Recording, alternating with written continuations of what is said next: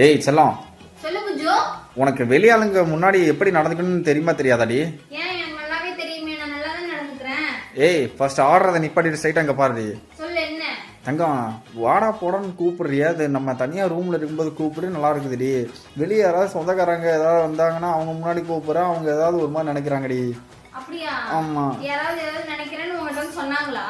இல்லைன்னு தங்கம், அவங்க லுக்கு விடுறதுலேயே தெரியுதுடி. வாங்க போங்கன்னு கூப்பிட்டு அவங்க முன்னாடி மட்டும் சும்மா நடிக்கலாமே. நடிக்க புஜு, அப்ப நான் உங்ககிட்ட நடிக்க மாட்டேன்னு லவ் பண்ணும்போதே சொல்லியிருக்கேன்ல புஜு, நான் உண்மையா தான் இருப்பேன்.